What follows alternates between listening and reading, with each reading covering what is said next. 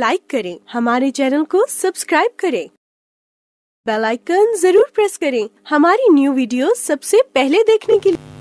अस्सलाम वालेकुम, मेरा नाम है फातिमा राजपूत और तुसी देखते पे हो सब रंग। अज मैं तुहाडे वास्ते लेके आई हाँ सिद्धू मूसावाले दी जिंदगी तो लेके मौत तक दी कहानी। 11 जून 1993 च इंडिया दे एक मूसा पिंड विच पैदा होया एक बच्चा जिहदा 2016 च इलैक्ट्रिक इंजीनियरिंग करके एक कैनेडा चला गया। उस तो बाद इनू म्यूजिक का बहुत ज़्यादा शौक सी, जनून की हद तक इहदा शौक इनू एक म्यूजिकल शो विच ले गया जिहदे विच इनू खुद नू भी नहीं पता सी कि इहदी ज़िंदगी इन्नी बदल के रह जाएगी, कि यह इन्ना हिट हो जाएगा। इहदा पहला सॉन्ग 2017 में आया, बहुत ज़्यादा मशहूर होया, जी वैगन, जिहदी वजह तो ये पूरी दुनिया दे विच इहदे शो चलन लग गए। 2020 च सिंधु खालिस्तान मूवमेंट नू भी सपोर्ट करन लग गए। कुछ टाइम पहले इन्होंने इंडिया दी पार्टी कांग्रेस नू भी सपोर्ट किया और ज्वाइन कर लिया। और ये गल भी सब दे सामने आ गई कि बहुत सारे गैंग जो इन्हों को पैसे लुटना चाहते सी, इसलिए इंडियन गौरमेंट ने इन्हों सिक्योरिटी भी दी। कहा जाता है कि इन्हों की मौत तो एक दिन पहले ही हटाई गई सी।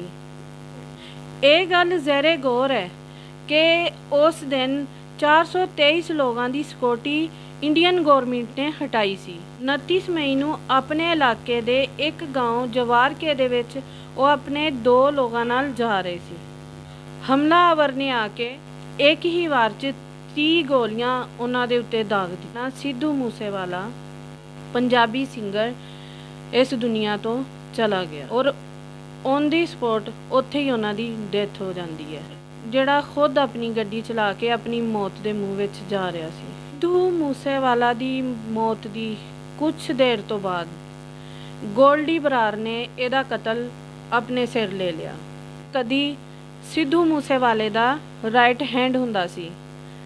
इन्हां दी कहानी दा एक अलग मोड़ है कि कदी वो अपने गैंग दे विच इनू शामिल रखदा सी और अपने खास दोस्तों दे विच इनू शामिल रखदा सी। एक दिन इन्हां दी ही किसी लड़ाई दे विच इहदा गोल्डी बरार दा भाई दा कतल हो जाता है। उस तो बाद इन्हां दी दुश्मनी अरूज ते चली जाती है, जिहदा कतल दा सारा मुद्दा सिद्धू मूसावाला ते पाया जाता है।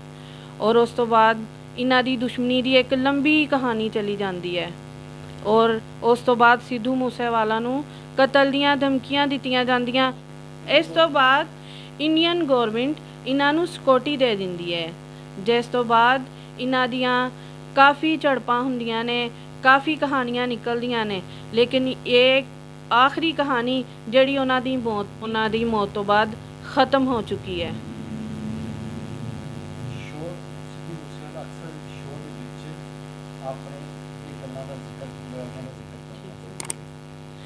सिद्धू मूसेवाला दा जिन्ने भी सॉन्ग्स आए ने साडे तुहाडे विच इस चीज़ दा काफ़ी दफ़ा जिक्र किया जाता सी कि इहदे विच दोस्तां दी दुश्मनां दी कहानियां बड़ियां लम्मियां सुणांदा सी, जिहदियां ओहदा दी एंड सानू उन्हां दी मौत दे विच नज़र आ गया।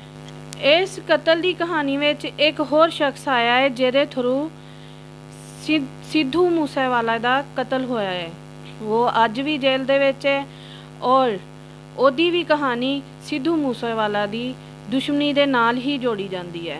कदी ओदियां खबरां ये भी आईयां सी इंडिया दा मशहूर अदाकार सलमान खान नू भी कतल दी धमकी उन्हें ही दित्ती सी।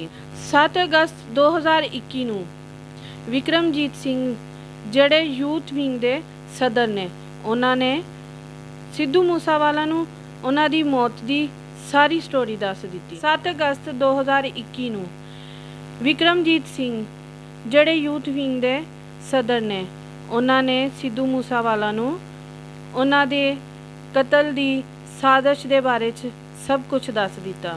इस तरह सारा केस सिद्धू मूसेवाला नू पता चल गया कि उन्हां दी कतल दी साजिश हो रही है। इस तरह उन्हां दी जिंदगी दा एक दुश्मनी दा ਬਾਬ ਖੁੱਲਿਆ ਜਿਹੜਾ ਉਹਨਾਂ ਦੀ ਮੌਤ ਦੇ ਨਾਲ ख़त्म ਹੋ ਗਿਆ। ਔਰ ਬੜੇ ਅਫਸੋਸ ਨਾਲ ਕਿਹਾ ਜਾਂਦਾ ਹੈ ਇਹ ਨੁਕਸਾਨ ਕਦੀ ਵੀ ਪੂਰਾ ਨਹੀਂ ਹੋ ਸਕਦਾ। ਸਾਨੂੰ ਦਿਲੀ ਅਫਸੋਸ ਹੈ ਸਿੱਧੂ ਮੂਸੇਵਾਲਾ ਇੰਡੀਅਨ ਪੰਜਾਬੀ ਬਹੁਤ ਅੱਛਾ ਸਿੰਗਰ ਸੀ ਔਰ ਇੰਡੀਆ ਦਾ ਇੱਕ ਨਾਮ ਸੀ ਜਿਹੜਾ ਉਹ ਖਸਾਰਾ ਕਦੀ ਵੀ ਪੂਰਾ ਨਹੀਂ ਹੋ ਸਕਦਾ। ਸਾਨੂੰ ਸਬਸਕ੍ਰਾइब करो, शेयर करो और ज़्यादा तो ज़्यादा लाइक करो और देखते रहो सब रंग। ਇਹਦੇ ਨਾਲ ਹੀ ਮੈਨੂੰ इजाज़त दवो। मैं हाँ फातिमा राजपूत। अल्लाह हाफिज़। इस वीडियो को लाइक करें, हमारे चैनल को सब्सक्राइब करें, बेल आइकन जरूर प्रेस करें हमारी न्यू वीडियो सबसे